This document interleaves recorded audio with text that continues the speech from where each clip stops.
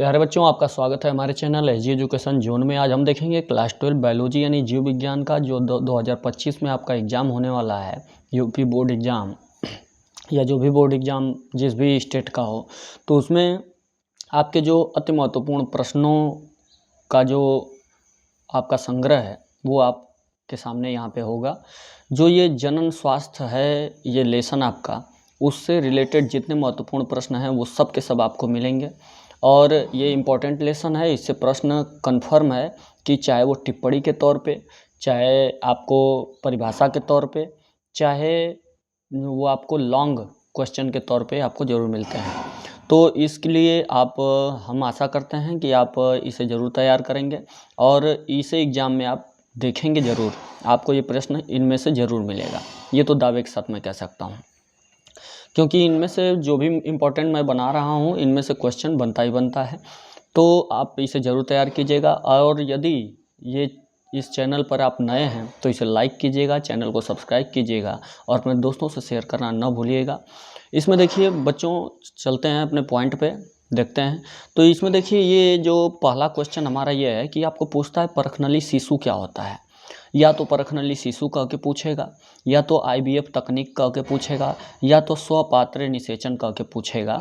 ये तीनों याद रखिएगा कि तीनों नाम से किसी भी नाम से पूछे, तीनों में से, तो आपको यही सारी चीज़ें लिखनी है इसके बारे में, ठीक है ना। थोड़ा भी दाएं बाएं नहीं सोचना है, कुछ भी नहीं थिंकिंग करना है। ये तीनों चीज़ों का मतलब एक ही है।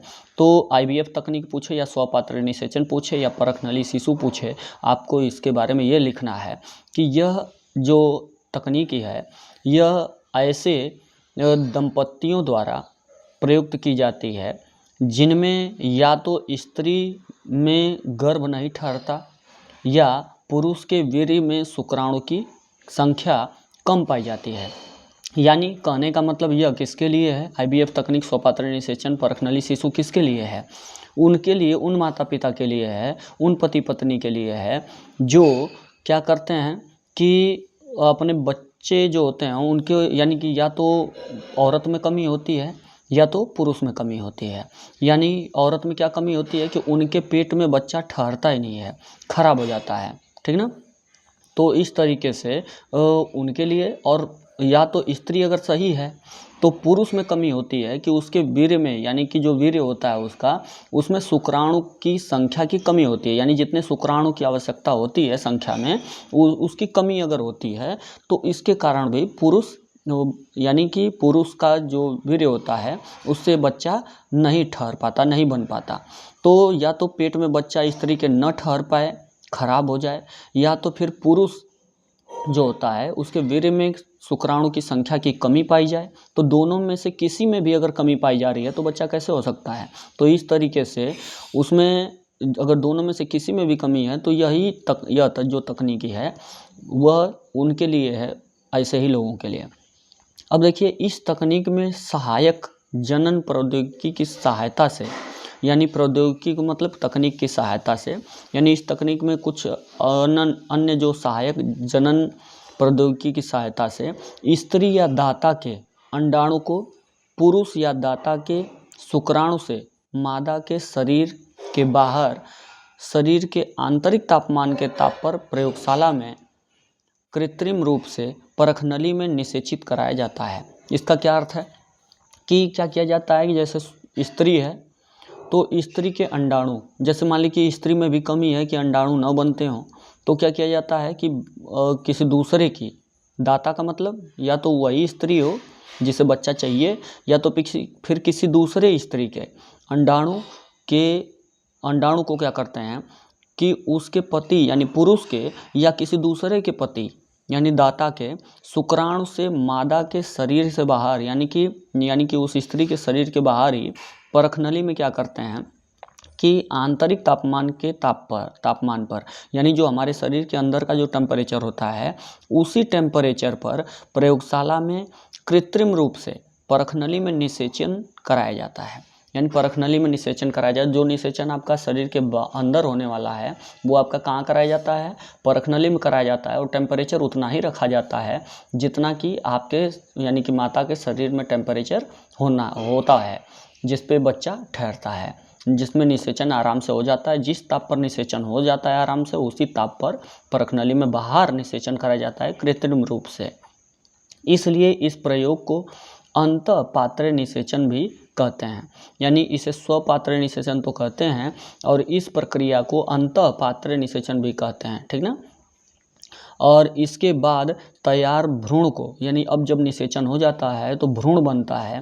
तो जब भ्रूण बनता है तो भ्रूण को महिला के अंतः गर्भाशय में स्थापित कर दिया, यानी कि महिला के गर्भाशय में उसको ले जाके छोड़ दिया जाता है, क्योंकि भैया तुम्हारे में निषेचन नहीं हो पा रहा था तो कुछ कमी के कारण, तो इसलिए निषेचन नहीं हो पा रहा था, तो बाहर ही निषेचन करा दिया गया। और निषेचन कराने के बाद जो भ्रूण है, जो बच्चा बनेगा, वो तुम्हारे अंदर कर दिया गया, तुम्हारे गर्भाशय में छोड़ दिया गया, अब स्थापित कर दिया जाता है।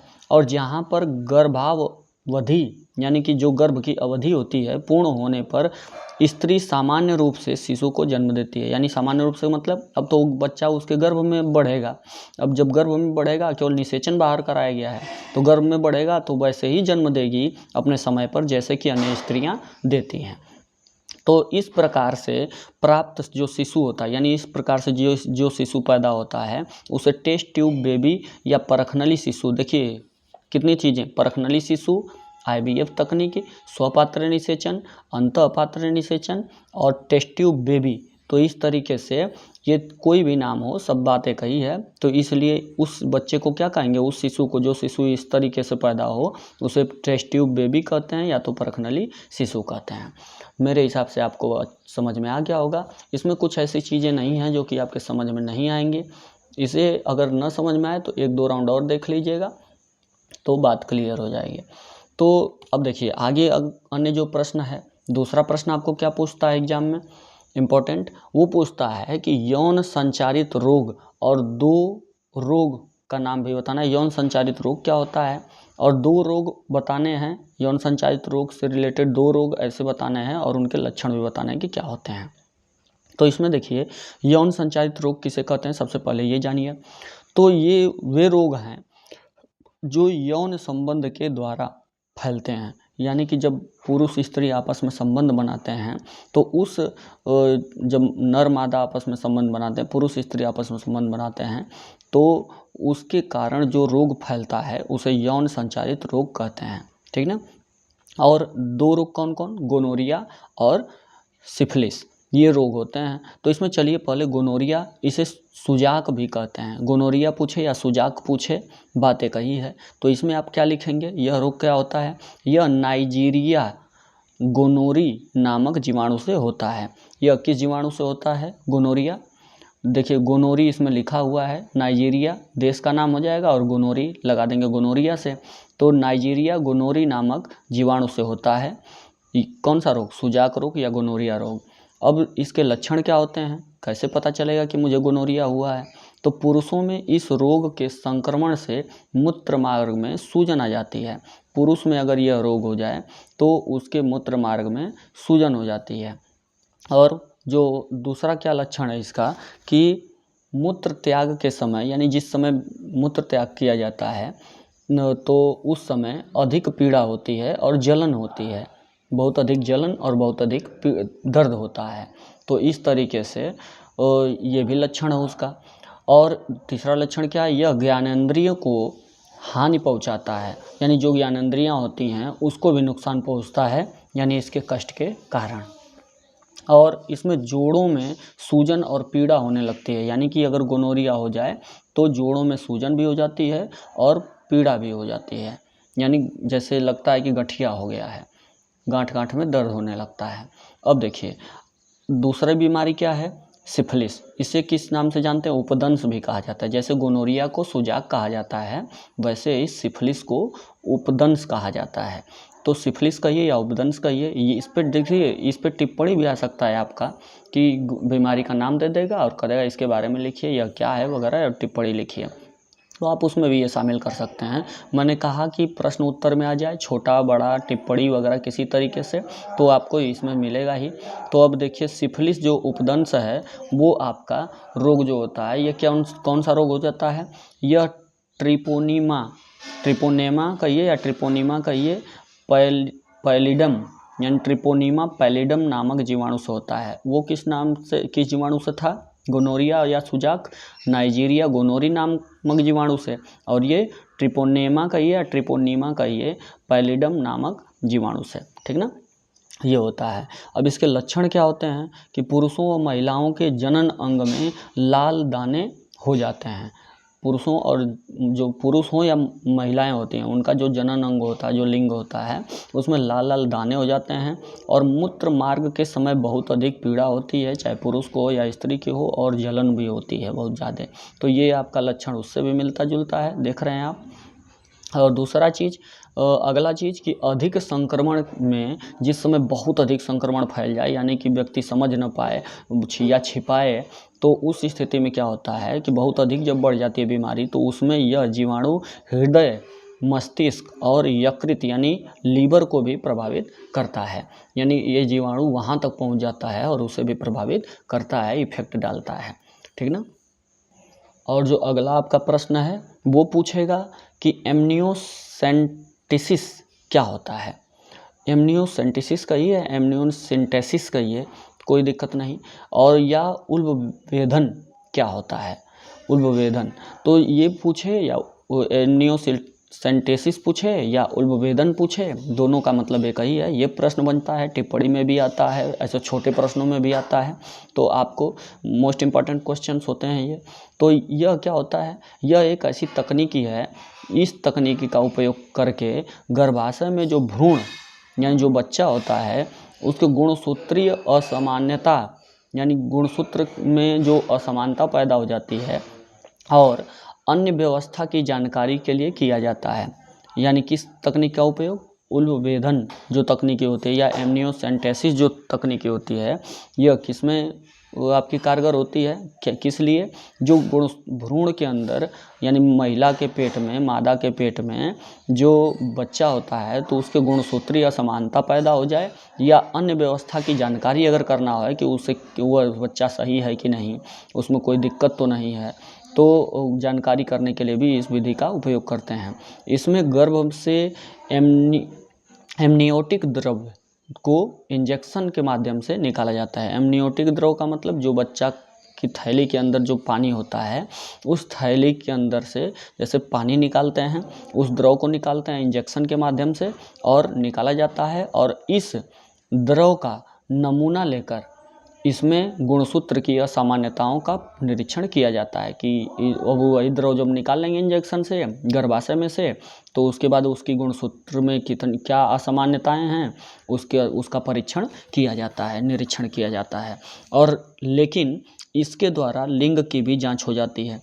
लेकिन और अगर चाहें तो उससे हम लिंग का भी पता लगा सकते हैं कि आखिर वो पेट में लड़का है कि लड़की है। तो इस तरीके से इसकी भी जांच हो जाती है। यही कारण है कि आजकल इस तकनीक का दुरुपयोग कन्या भ्रूण हत्या के लिए किया जाने लगा है।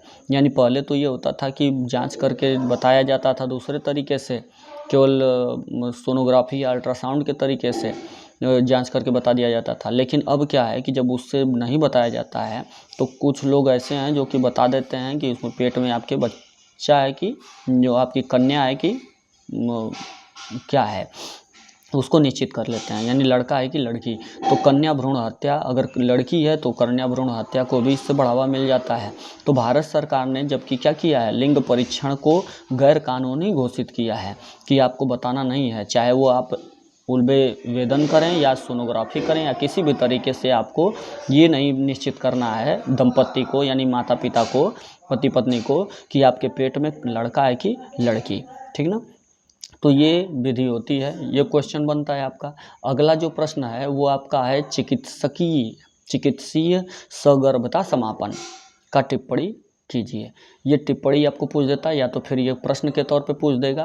तो इसमें जो है चिकित्सीय सगर्भता समापन क्या होता है, इससे जानिए। ये जो होता है यह गर्भावधि पूर्ण होने से पहले ही भ्रूण को समाप्त कर देना चिकित्सीय सगर्भता समापन कहा जाता है। तो क्या चीज़, क्या समझे आप, गर्भ की अवधि यानी गर्भ का जो समय है, जैसे 9 महीना होता है, पूर्ण होने से पहले ही यानी जब गर्भ में बच्चा होता है तो पूर्ण होने से पहले, अभी टाइम पूरा नहीं हुआ है, उसके पहले ही भ्रूण को मार डाला जाए, यानी उसको समाप्त कर दिया जाए, तो उसमें समाप्त कर दिया जाए, तो उसी को बोलते हैं चिकित्सीय सगर्भता समापन, जिसको एक तरह से सफैया कहते हैं लोग। यह प्रक्रिया जो होती है प्रथम तिमाही और 12 सप्ताह तक की ही सुरक्षित होती है। यानी जो यह प्रक्रिया होती है चिकित्सीय सगर्भता समापन, ये कब सुरक्षित रहती है? सबसे बढ़िया कब रहता है? जब पहला 1 महीने से लेकर 3 महीने तक का समय अगर बच्चा है 3 महीने तक का, या 12 सप्ताह तक ही सुरक्षित होती है, ठीक ना।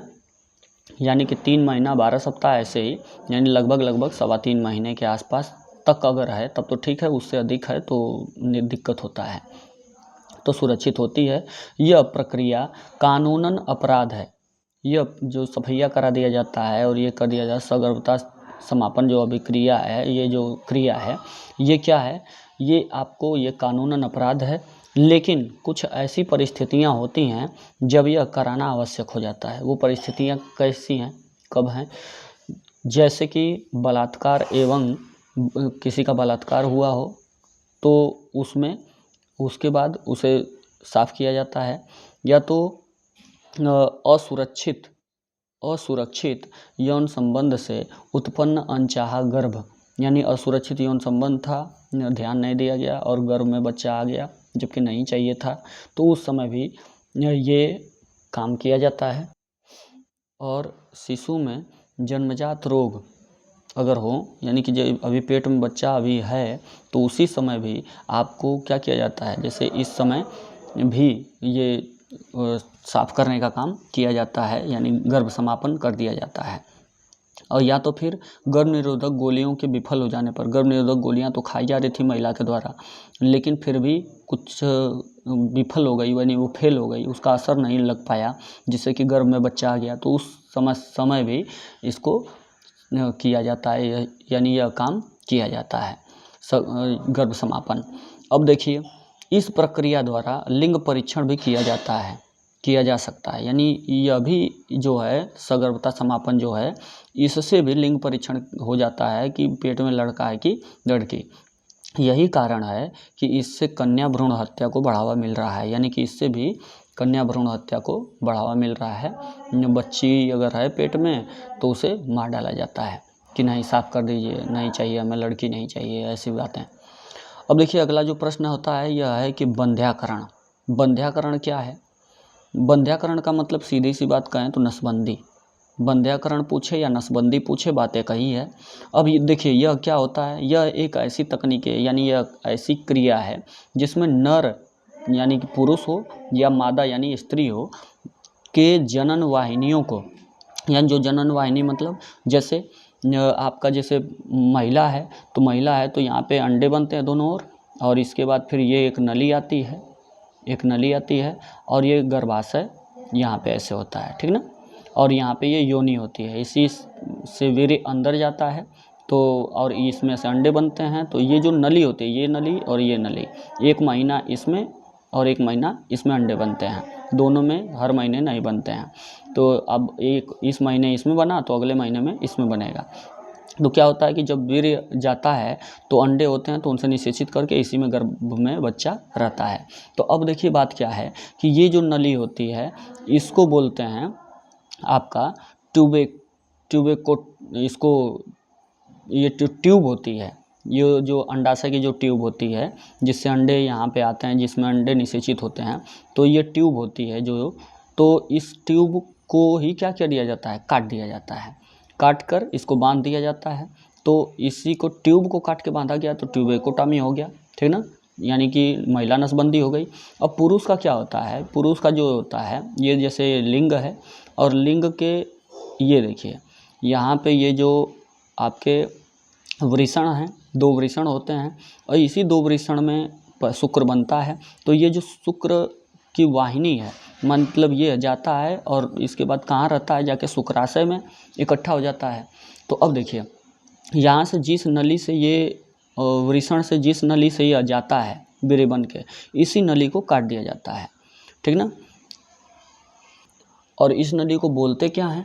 इस नली को जो वृषण से वीर्य बना हुआ, वृषण में बना हुआ वीर्य जिस नली से बाहर जाता है उसको वेश बोलते हैं। तो वेश को जब काट दिया जाता है और बांध दिया जाता है काट के, तो इसको वेसेकोटॉमी बोल देते हैं। तो वही चीज़ यहाँ पे है, आपको देखने को मिलेगा। तो देखिए, जैसे कहने का मतलब इसमें क्या होता है, ऐसी तकनीकी जिसमें नर यानी आपका पुरुष हो या मादा यानी स्त्री हो, इसके जनन वाहिनियों को काट कर बांध दिया जाता है। देखिए, जनन वाहिनी मतलब यही ना हुई, इसका ट्यूब, महिला के ट्यूब और पुरुष के वेश। तो ट्यूब को काट के जब किया गया तो ट्यूबेकोटॉमी हो गया, और वेश को काट के जब बांध दिया गया तो इसको वेसेकोटॉमी बोलते हैं। तो जनन स्वास्थ्य को क्या होता है, काट कर बांध दिया जाता है, और यह जनन स्वास्थ्य को अस्थायी रूप से रोकने के लिए सर्वाधिक सफल विधि है। यानी जनन को, यानी प्रजनन अब नहीं होगा भाई, जब वीर्य बनेगा ही नहीं, और यहाँ पे जब वीर्य जाएगा ही नहीं शुक्राशय में, और यहाँ से अंडे बनेंगे ही नहीं, काट दिया गया, अब अंडे बनेंगे ही नहीं, अंडे आएंगे ही नहीं यहाँ पे गर्भाशय में, तो फिर बच्चा कैसे पैदा हो सकता है। तो इसी तरीके से यह अस्थायी रूप से क्या करता है, रोक देता है, ठीक ना। तो और यह सफल विधि है। तो यह विधियां निम्न हैं, जिसको नहीं कराया जाता है कि नहीं महिला का बच्चा का ऑपरेशन करा दिया गया है, महिला नहीं करा पाई तो इसलिए पुरुष ने अपना करा लिया, जिससे कि अब उससे बच्चा नहीं चाहिए। तो इस तरीके की बातें। अब देखिए, महिला नसबंदी कहिए या ट्यूबेकोटॉमी, अभी मैंने कहा ट्यूबेकोटॉमी, ट्यूब को काट के बांधा जाता है। तो महिला नसबंदी जो होती है वो बोलते हैं किसे, तो इस विधि में स्त्रियों के अंडवाहिनी को काट कर बांध दिया जाता है, और जिससे कि अंडाशय में बनने वाले जो अंडाणु होते हैं वह अंडवाहिनी नली में आगे न बढ़ सकें। यानी यहाँ पे काट दिया गया तो इससे आगे बढ़ ही कहाँ पाएंगे, तो आगे न बढ़ सकें। और निषेचन की प्रक्रिया तो इसमें होती है, ट्यूब में ही होती है, तो निषेचन की प्रक्रिया पूरी न हो सके। इस विधि से जनन पर कोई प्रभाव नहीं पड़ता है। यानी कि जब अगर चाहे अगर कि नहीं हम अभी सेक्स करना चाहते हैं, यानी कि संभोग करना चाहते हैं, यानी इसको काटने के बाद भी, ऑपरेशन के बाद भी अगर चाहे तो सेक्स कर सकता है, इसमें कोई समस्या नहीं होती है सेक्स करने में। लेकिन बस यही रहेगा कि बच्चा पैदा नहीं होगा। अब जो आगे है ये देख रहे हैं आप कि ये क्या है, पुरुष नसबंदी।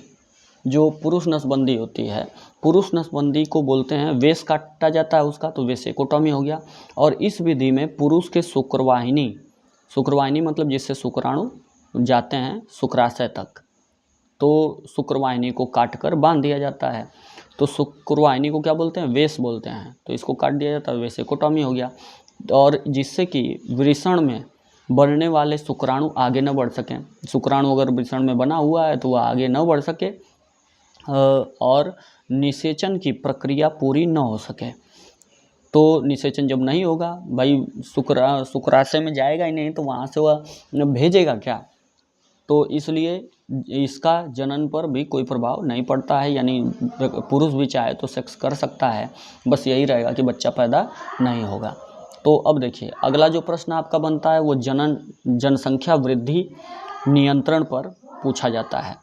तो कभी कभी निबंध कह के पूछ देता है, तो कभी कहता है कि इसके बारे में लिखिए, तो ऐसे कह के कहता है। तो जनन वृद्धि नियंत्रण क्या होता है, तो जनन वृद्धि नियंत्रण जो होता है, यह देखिए, तीव्र गति से बढ़ती हुई जनसंख्या को नियंत्रित करना ही क्या है, यानी बहुत तेज़ी से जो जनसंख्या बढ़ रही है, इस जनसंख्या को नियंत्रित करना जनन आपका जो है, जनसंख्या को नियंत्रित करना ही क्या है, जनसंख्या नियंत्रण कहलाता है।